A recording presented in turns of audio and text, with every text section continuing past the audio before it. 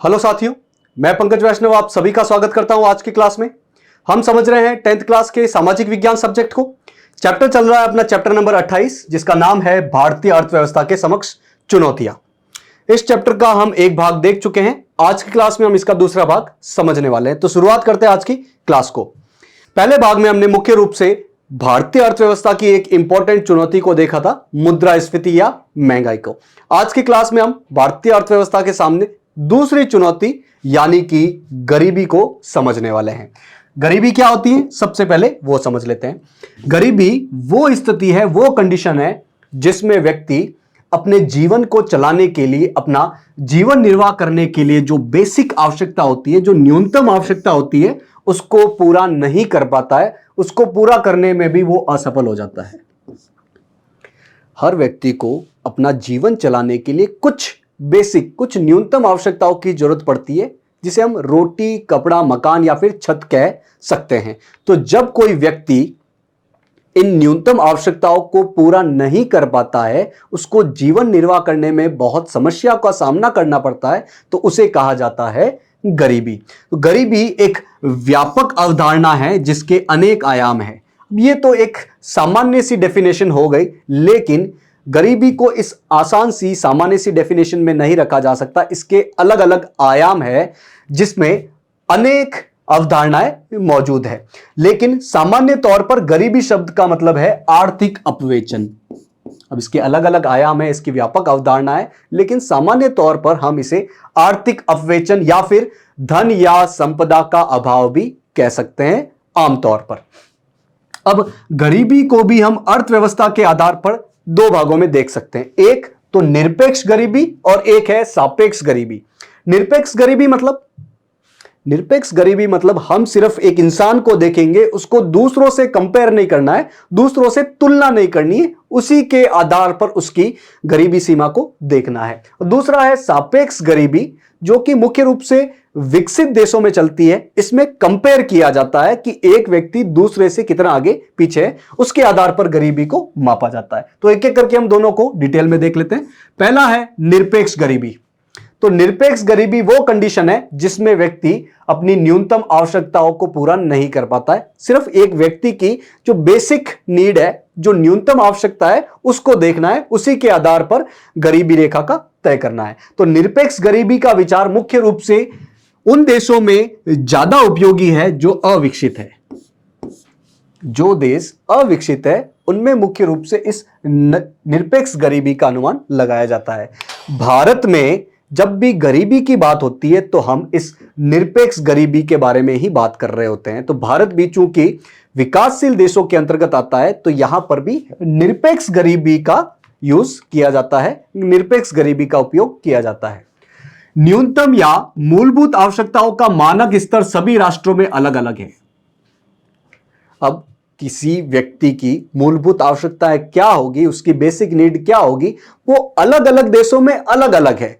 जो देश जितना विकसित होगा, उसकी अर्थव्यवस्था जितनी बड़ी होगी, वहां पर महंगाई का स्तर जितना ज्यादा होगा, उसकी जो मूलभूत आवश्यकता है वो उतनी ही ज्यादा होगी। वहीं जिन देशों में अर्थव्यवस्था इतनी ज्यादा विकसित नहीं है, जीडीपी का आकार इतना बड़ा नहीं है, मूल्यवर्धी महंगाई इतनी ज्यादा नहीं है, तो वहां पर जो न्यूनतम आवश्यकताओं का स्तर है वो अलग अलग होगा।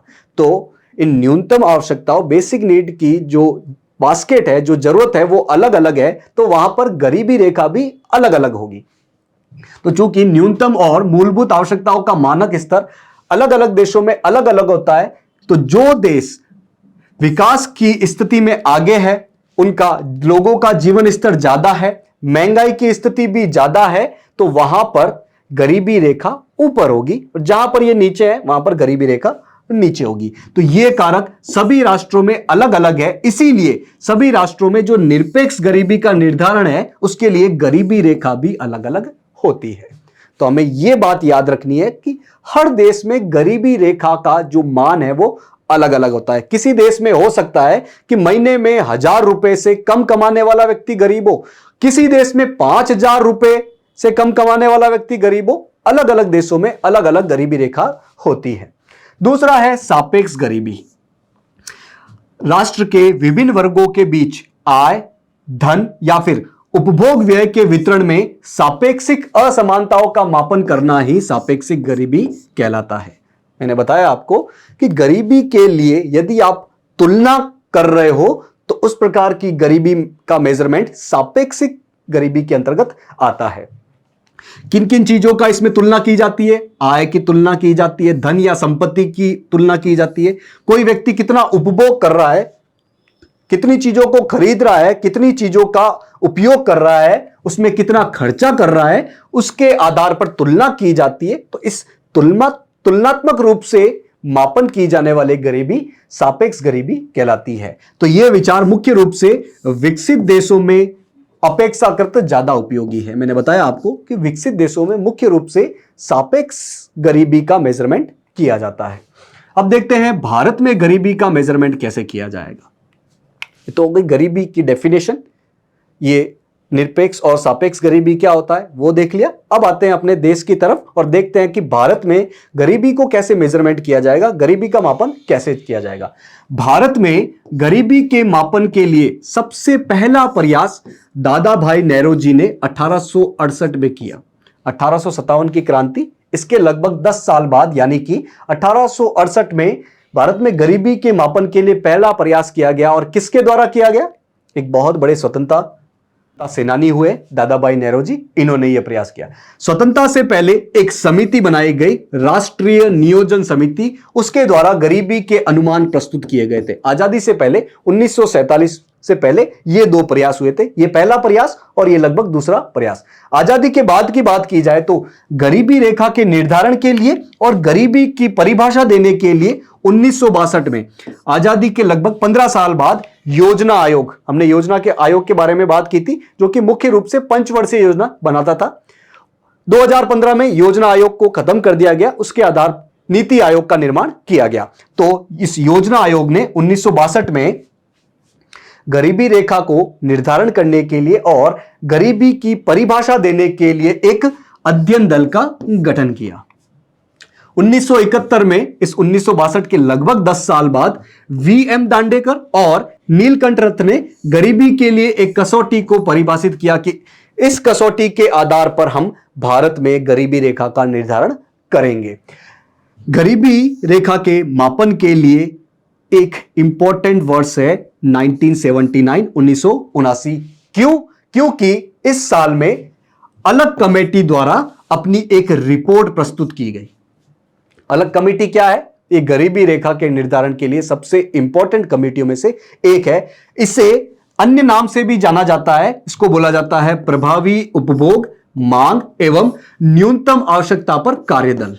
तो ये अलग कमेटी क्या है पूछा जाए तो ये गरीबी रेखा के निर्धारण करने के लिए, गरीबी को तय करने के लिए भारत में बनाई गई एक कमेटी थी, जिन्होंने 1979 में अपनी रिपोर्ट प्रस्तुत की।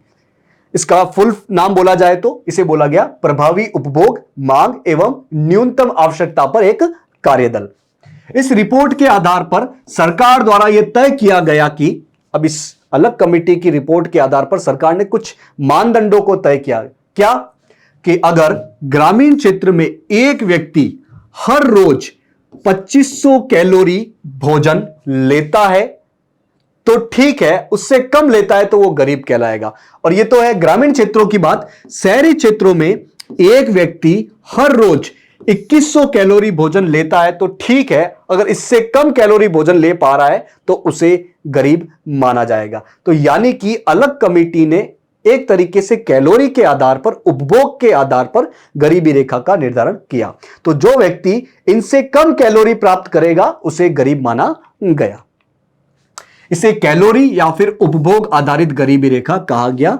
किसने बताया? ये अलग कमेटी ने 1979 में। इसके बाद गरीबी रेखा के अनुमान लगाने के लिए योजना आयोग द्वारा ही एक लकड़वाला, जिसका फुल फॉर्म है डीटी लकड़वाला, एक सुरेश तेंदुलकर कमेटी और एक है सी रंगराजन कमेटी, इनकी अध्यक्षता में अलग अलग कमेटियों को बिठाया गरीबी रेखा का निर्धारण करने के लिए। तो इस लकड़वाला फॉर्मूला, इस समिति ने जिस कसौटी पर गरीबी रेखा का निर्धारण किया उसे बोला गया लकड़वाला फॉर्मूला। तो लकड़वाला फॉर्मूला द्वारा 1993-94 तथा 2004-5 के लिए गरीबी रेखा के अनुमान लगाए गए कि भारत में कितने लोग गरीब है। इसके बाद सुरेश तेंदुलकर और सी रंगराजन द्वारा गरीबी निर्धारण का आधार उपभोग व्यय माना गया। ये भारत में गरीबी रेखा का निर्धारण करने के लिए सबसे इंपॉर्टेंट कमेटी है सुरेश तेंदुलकर, और इसके बाद सी रंगराजन, ये भी इंपॉर्टेंट है। तो इन दोनों समितियों ने, इन दोनों कमेटी ने गरीबी रेखा का निर्धारण करने के लिए प्रमुख रूप से किस चीज का यूज किया? उपभोग व्यय, कि एक व्यक्ति कितना खर्च करता है उपभोग करने के लिए, सामानों का यूज करने के लिए। इन्होंने गरीबी रेखा के मापन के लिए खाद्यान्न और गैर खाद्यान्न वस्तुओं की एक न्यूनतम मात्राओं का समूह तैयार किया गया, जिसे बोला गरीबी रेखा का बास्केट है। सुरेश तेंदुलकर जी ने खाद्यान्न और गैर खाद्यान्न, खाद्यान्न मतलब खाने वाली चीज, और गैर खाद्यान्न मतलब जो चीजें खाने के काम में नहीं आती है लेकिन डेली की जरूरतों को वो पूरा करती है, तो ऐसी कुछ चीज ली, उनका एक समूह बनाया जिसे बोला गया गरीबी रेखा का ये बास्केट है। और बोला कि जो व्यक्ति इस बास्केट को खरीद पाएगा, सामानों की इस टोकरी को खरीद पाएगा, वो ठीक है, जो इस टोकरी को नहीं खरीद पाएगा वो गरीब माना जाएगा। और यह अनुमान लगाया कि बाजार कीमतों के आधार पर इस गरीबी रेखा के बास्केट को खरीदने के लिए कितने उपभोग व्यय की आवश्यकता है। इस बास्केट में बहुत सारी चीजों को इन्होंने रखा और देखा कि इसकी कीमत कितनी है, उस पे आधार पर उन्होंने गरीबी रेखा का निर्धारण किया। तो उन्होंने अपने अनुमान में पाया, सुरेश तेंदुलकर जी ने अपने अनुमान में पाया कि 2011-12 में एक व्यक्ति हर महीने कितना उपभोग व्यय कर सकता है इस टोकरी को खरीदने के लिए। शहरी क्षेत्रों में बोला गया कि 1000 रुपए और ग्रामीण क्षेत्रों में बोला गया 816 रुपए। इस टोकरी को खरीदने के लिए शहरी क्षेत्रों में 1000 रुपए की जरूरत है और ग्रामीण क्षेत्रों में 816 रुपए की जरूरत है। अगर कोई व्यक्ति शहरी क्षेत्रों में 1000 से कम और ग्रामीण क्षेत्रों में 816 रुपए से कम मासिक उपभोग व्यय नहीं कर पाता है तो वो व्यक्ति गरीब माना जाएगा। तो सुरेश तेंदुलकर जी के हिसाब से भारत में लगभग 21.92% लोग गरीब है, करीब करीब 22%। और इसको यदि हम 100% के हिसाब से देखें तो 1/4 भाग, भारत की पूरी जनसंख्या का 1/4 भाग जो है वो गरीब के अंतर्गत आता है। यानी कि लगभग 27 करोड़ भारतीय लोग गरीबी रेखा से नीचे जीवन यापन कर रहे हैं, वो लोग गरीब है सुरेश तेंदुलकर समिति के अनुसार। दूसरा है सी रंगराजन, जो कि अभी हमने नाम देखा। इस समिति ने क्या बोला? इन्होंने बोला कि 2011-12 में प्रति व्यक्ति, एक व्यक्ति मासिक उपभोग व्यय हर महीने कितना व्यय करे? शहरी क्षेत्रों में 1407 रुपए और ग्रामीण क्षेत्रों में 972 रुपए। यदि कोई व्यक्ति जो शहरी क्षेत्र का है, यदि वो महीना 1407 रुपए खर्च नहीं कर पा रहा है, इतना सामान नहीं उपभोग कर पा रहा है, ग्रामीण क्षेत्रों में 972 रुपए नहीं खर्च कर पा रहा है, इतना सामान नहीं ले पा रहा है, तो वो व्यक्ति गरीब माना जाएगा। इस आधार पर 2011-12 में भारत में गरीबी का प्रतिशत लगभग 29.5%। अगर इसको लगभग में बोला जाए तो ये 30% है। तो ये थी सुरेश तेंदुलकर समिति और सी रंगराजन समिति। उन्होंने उपभोग व्यय के आधार पर गरीबी रेखा का निर्धारण किया और अलग अलग अमाउंट बताया, अलग अलग प्रतिशत भारत में गरीबी का बताया। इसके अलावा कुछ अंतरराष्ट्रीय संस्था जैसे कि संयुक्त राष्ट्र विकास कार्यक्रम, यूनाइटेड नेशन डेवलपमेंट प्रोग्राम, जो कि एक अंतरराष्ट्रीय संस्था है, विश्व में विकास के कार्यक्रम को देखती है। तो संयुक्त राष्ट्र विकास कार्यक्रम ने एक बहुआयामी निर्धनता सूचकांक बनाया। निर्धनता मतलब गरीबी, सूचकांक मतलब एक क्राइटेरिया तय करने के लिए कुछ चीजों को सूचित करने वाला एक अंक बनाया। और इसके लिए इन्होंने बहुत सारे आयाम, मल्टी डायमेंशनल चीजों को, अलग अलग चीजों को, भोजन को, परिवहन को, शिक्षा को, स्वास्थ्य को, गैस को, अलग अलग चीजों को इसमें इंक्लूड किया। और ये किसकी मदद से किया गया? ऑक्सफोर्ड निर्धनता एवं मानव विकास पहल के हेल्प से इन्होंने एक बहुआयामी निर्धनता सूचकांक बनाया। इसे 2010 की एक रिपोर्ट में, जिसे बोला जाता है मानव विकास प्रतिवेदन या मानव विकास रिपोर्ट, उसमें जारी किया गया।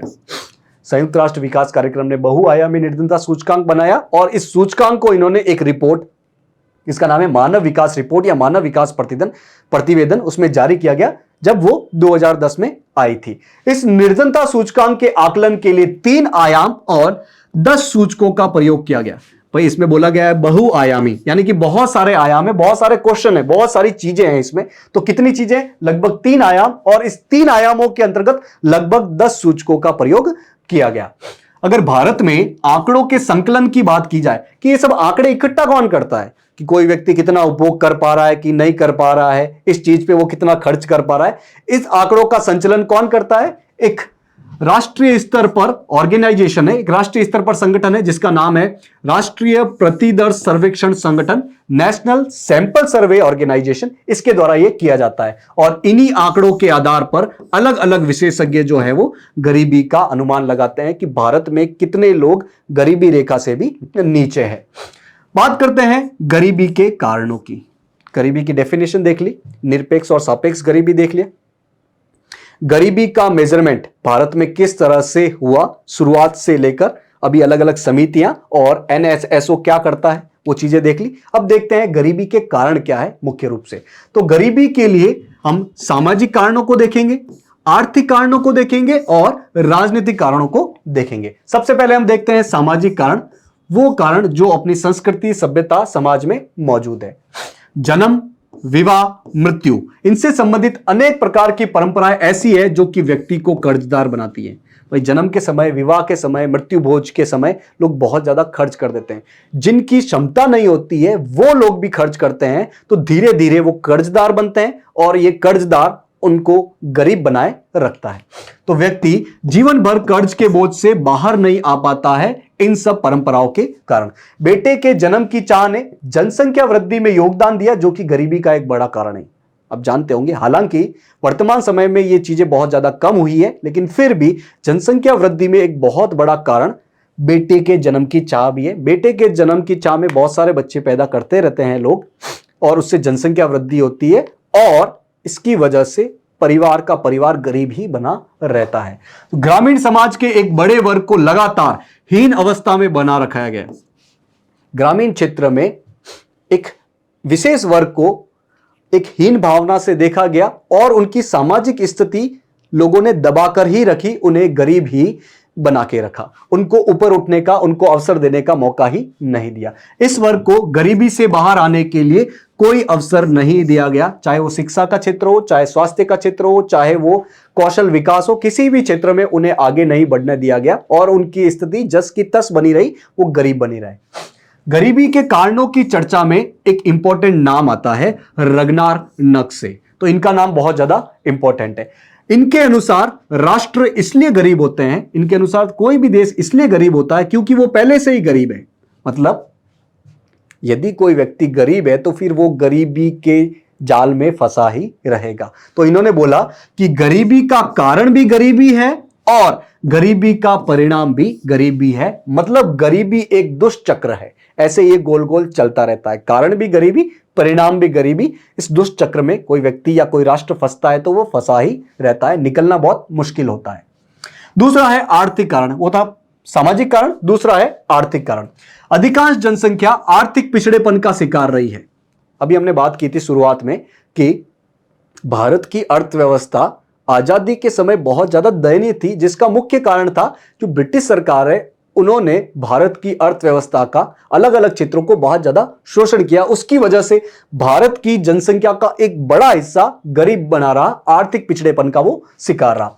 आर्थिक पिछड़ेपन की स्थिति में लोग शिक्षा और स्वास्थ्य में निवेश नहीं कर पाते हैं। जब आर्थिक पिछड़ापन होता है, जब गरीबी होती है, तो लोग अच्छी शिक्षा में, अच्छी स्वास्थ्य में ज्यादा खर्च नहीं कर पाते हैं, जिससे उनके जीवन की गुणवत्ता निम्न बनी रहती है। उनकी जो जीवन की क्वालिटी है वो ज्यादा सुधर नहीं पाती है, वो नीचे तबके में बने रहते हैं, उनकी आर्थिक स्थिति खराब बनी रहती है। आर्थिक पिछड़ापन व्यक्ति के पास अवसरों की उपलब्धता भी कम कर देता है।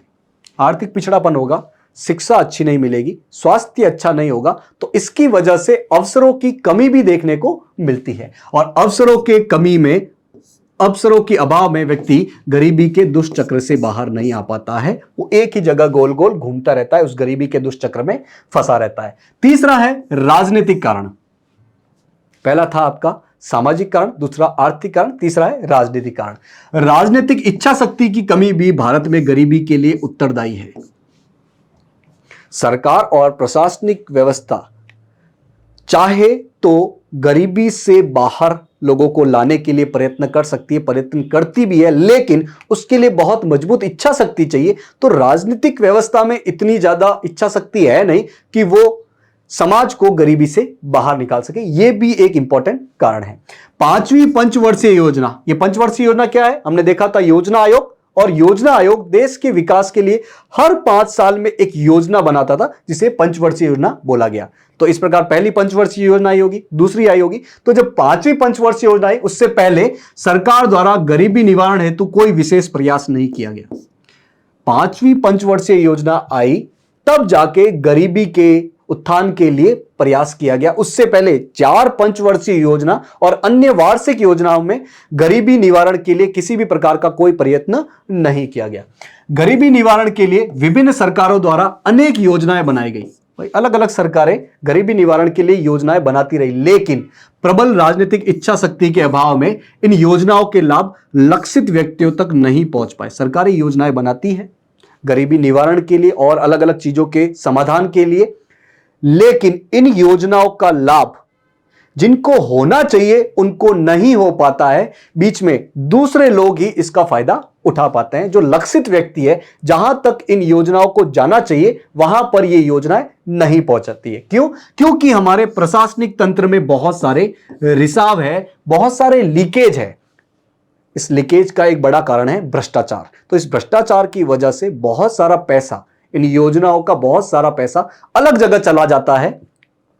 जो लक्षित व्यक्ति है, जिन तक पहुंचना चाहिए वहां तक नहीं पहुंच पाता है। वर्तमान सरकार द्वारा अपनाई जा रही प्रत्यक्ष लाभ हस्तांतरण की नीति के कारण इन रिसावों में भारी कमी आई है।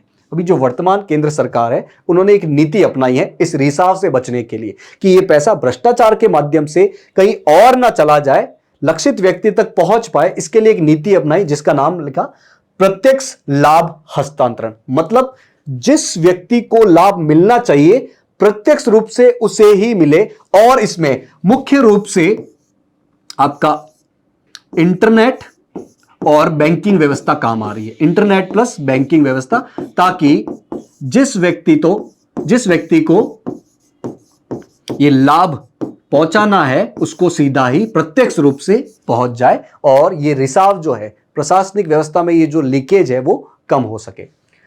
दूसरे क्या कारण है? शिक्षा का स्तर निम्न होता है तो गरीबी बनी रहती है। रोजगार परक और व्यावसायिक शिक्षा का अभाव, ऐसी शिक्षा जो कि मुख्य रूप से रोजगार को टारगेट रखे कि हां हम लोगों को यही सिखाए कि यह काम कैसे कैसे करना है ताकि वो रोजगार के योग्य बन सके, कुशल हो सके। तो इस भारत में इस शिक्षा का अभाव है, इसलिए भी गरीबी बनी रहती है क्योंकि लोगों को रोजगार नहीं मिल पाता है।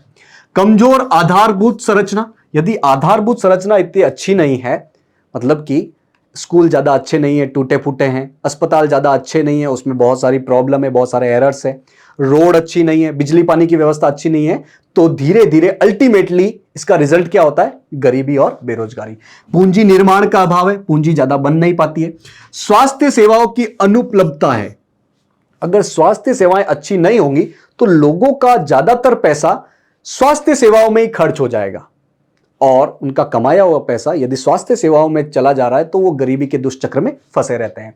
इससे देश में उत्पादकता और आय का स्तर निम्न बना रहता है। देश में उत्पादकता भी कम बनी रहती है और लोगों की आय का स्तर, चूंकि इन चीजों में ही खर्च हो जाता है, तो आय का स्तर निम्न बना रहता है, जो कि गरीबी का एक बड़ा कारण है।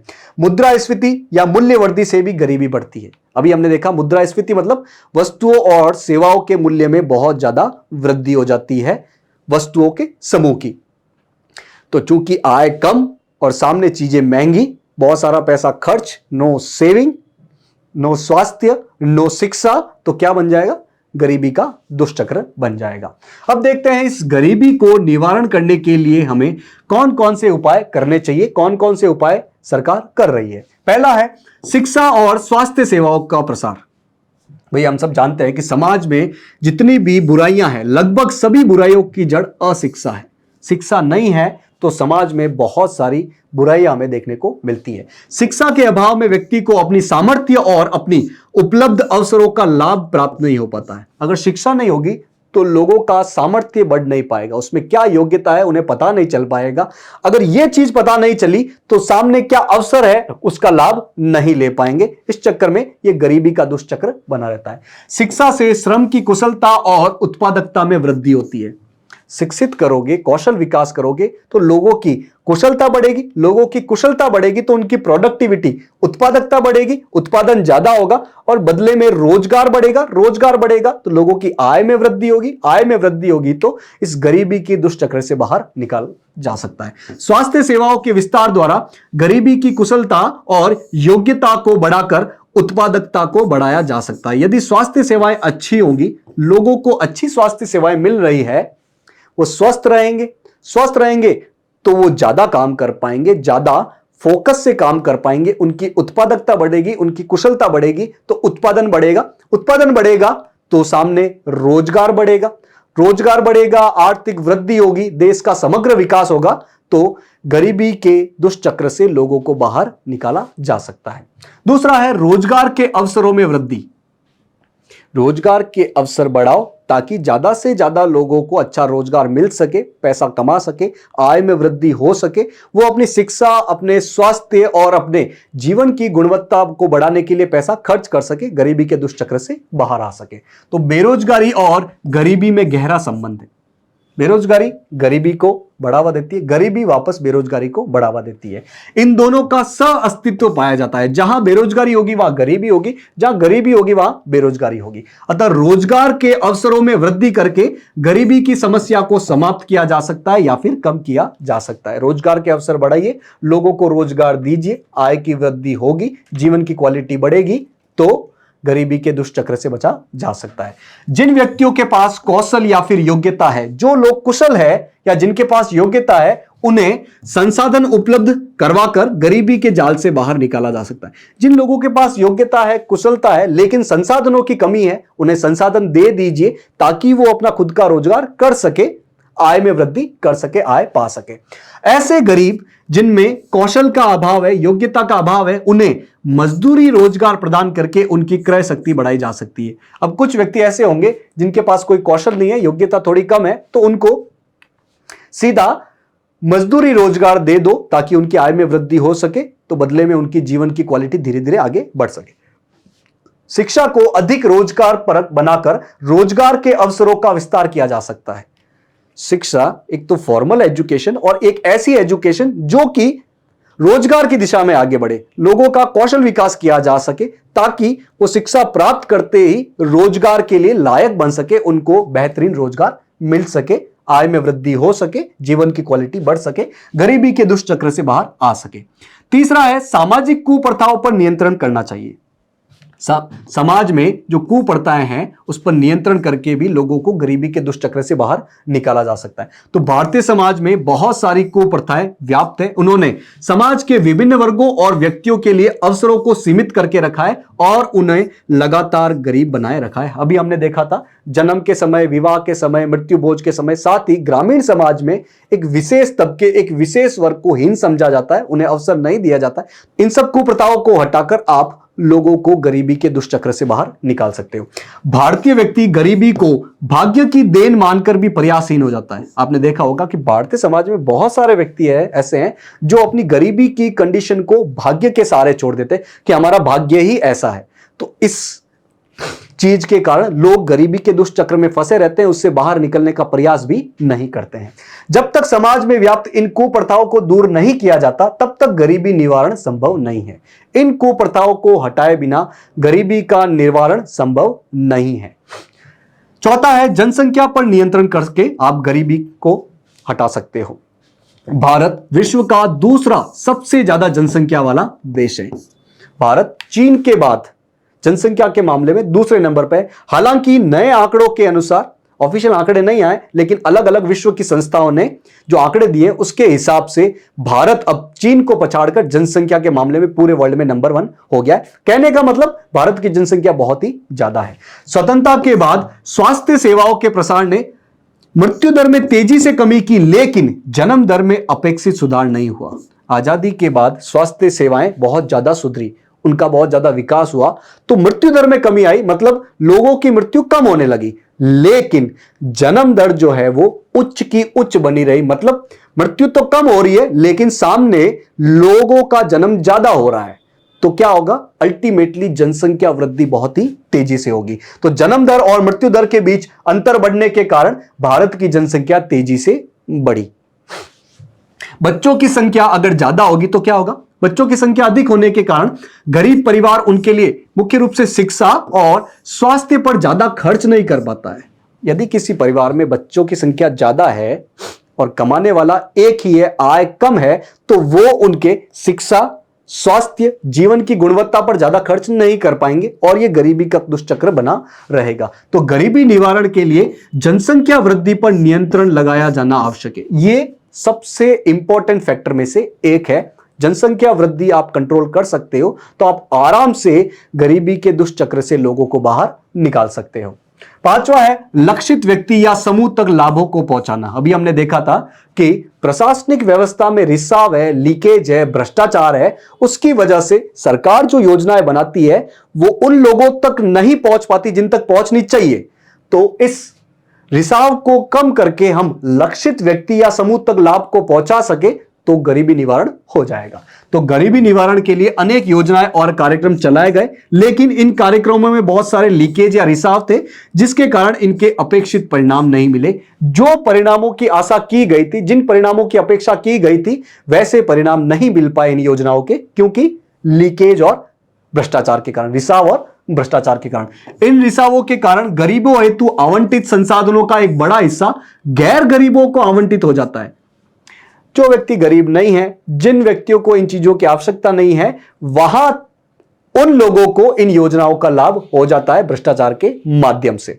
जो लोग गरीब है, जहां तक इन चीजों को पहुंचाया जाना है वहां तक ये चीजें नहीं पहुंच पाती है। तो गरीबी निवारण के लिए यह सुनिश्चित करना होगा कि इन योजनाओं का लाभ गरीबों तक पहुंचे, बीच में इस रिसाव को हटाया जाए। और इस दिशा में सरकार द्वारा एक बहुत इंपॉर्टेंट नीति अपनाई जा रही है। कौन सी? प्रत्यक्ष लाभ हस्तांतरण। 1970 के बाद गरीबी निवारण के लिए भारत में नई बहुआयामी नीति अपनाई गई। 1970 के दशक के बाद भारत में गरीबी हटाने के लिए एक नीति अपनाई गई जिसे बोला गया बहुआयामी नीति।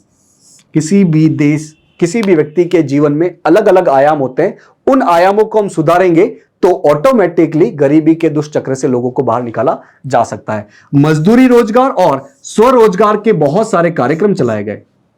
लोगों को मजदूरी के माध्यम से रोजगार मिले या फिर वो अपने खुद का स्वरोजगार कर सके, इसके लिए बहुत सारे कार्यक्रम चलाए गए। सरकार ने गरीबी रेखा से नीचे जो जीवन जी रहे हैं, जिनको बोला जाता है बीपीएल, बिलो पॉवर्टी लाइन, ऐसे लोगों को, परिवारों को जीवन निर्वाह करने के लिए आवश्यक वस्तुएं या सेवाएं कम कीमत या फिर मुफ्त में उपलब्ध करवाने की नीति भी अपनाई। जो लोग बीपीएल है, गरीबी रेखा से नीचे है, उनको कुछ आवश्यक वस्तुएं और सेवाएं या तो मुफ्त में या कम कीमत पर उपलब्ध कराई गई, जिसे हम राशन की दुकान के नाम से भी जानते हैं। तो आते हैं अपने पाठगत प्रश्न पे। पाठगत प्रश्न मतलब पाठ के बीच में क्वेश्चन जो पूछे गए हैं। किस पर आधारित है ये? अभी जो हमने चीजें पढ़ी, मुख्य रूप से आज की क्लास में हमने गरीबी के बारे में देखा, उस पर आधारित कुछ आसान से क्वेश्चन है। तो सबसे पहले क्वेश्चन नंबर 6। ये सीधा क्वेश्चन नंबर 6 से कैसे शुरुआत हुआ? क्योंकि क्वेश्चन नंबर 5 तक हम पहले भाग में देख चुके हैं। तो क्वेश्चन नंबर 6 है, जिस स्थिति में व्यक्ति अपना जीवन निर्वाह की न्यूनतम आवश्यकताओं को पूर्ण नहीं कर पाता है, उस स्थिति को क्या कहते हैं? वो कंडीशन, वो स्थिति जिसमें एक व्यक्ति अपनी न्यूनतम आवश्यकताओं को पूरा नहीं कर पाता है, उसे क्या कहते हैं? उसे गरीबी कहते हैं। लेकिन अब गरीबी के भी दो प्रकार है अर्थव्यवस्था के हिसाब से, एक निरपेक्ष गरीबी, एक सापेक्ष गरीबी। तो इस कंडीशन को क्या बोला जाता है? निरपेक्ष गरीबी बोला जाता है। 7वां क्वेश्चन है, भारत में सर्वप्रथम गरीबी मापन का प्रयास किसने किया? क्वेश्चन पूछा जा रहा है कि भारत में सबसे पहले गरीबी को मापने के लिए किसने प्रयास किया? हमने देखा था एक महान स्वतंत्रता सेनानी जिन्होंने 1857 की क्रांति के लगभग 10 साल बाद गरीबी रेखा को मापने का प्रयास किया, गरीबी मापन का प्रयास किया। क्या नाम था उनका? दादा भाई नेहरू जी। 8वां क्वेश्चन, सी रंगराजन के आधार पर 2011-12 में गरीबी कितने प्रतिशत थी? हमने देखा कि भारत में गरीबी रेखा के निर्धारण करने के लिए, गरीबी रेखा के मापन के लिए अलग अलग समितियां बनाई गई। इसमें एक इंपॉर्टेंट समिति सी रंगराजन समिति। तो पूछा जा रहा है कि सी रंगराजन समिति के आधार पर सन 2011-12 में भारत में गरीबी कितने प्रतिशत थी? हमने देखा था लगभग 30% और एग्जैक्ट बोला जाए तो 29.5% लोग गरीबी रेखा से नीचे जीवन यापन कर रहे थे।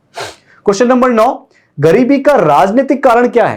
भाई गरीबी के अलग अलग कारण है। हमने मुख्य रूप से देखा सामाजिक कारण, आर्थिक कारण और राजनीतिक कारण। तो राजनीतिक कारण में हमने देखा था कि जो राजनीतिक व्यवस्था है उनकी इच्छा शक्ति गरीबी निवारण करने के लिए बहुत कम है, इसकी वजह से गरीबी बनी रहती है। तो गरीबी का राजनीतिक कारण, राजनीतिक इच्छा शक्ति के अभाव में गरीबी निवारण के गंभीर प्रयास नहीं किया जाना ही गरीबी का राजनीतिक कारण है। नेक्स्ट क्वेश्चन, क्वेश्चन नंबर 10, गरीबी का कारण भी गरीबी है और गरीबी का परिणाम भी गरीबी है, यह कथन किस अर्थशास्त्री का है? किस अर्थशास्त्री ने यह कहा था कि गरीबी का कारण खुद गरीबी है और इस गरीबी का परिणाम भी गरीबी है? ये किसने कहा था? हमने देखा था रगनार नक्शिज। तो आज की क्लास को हम यही थामेंगे। आपको करना क्या है, आज जो भी चीजें समझी है वो आज ही रिवाइज कर डालो ताकि लंबे समय तक आपके दिमाग में बनी रह सके। आशा है आज की क्लास आपको समझ में आई होगी। आज की क्लास से जुड़ने के लिए आप सभी का बहुत बहुत धन्यवाद।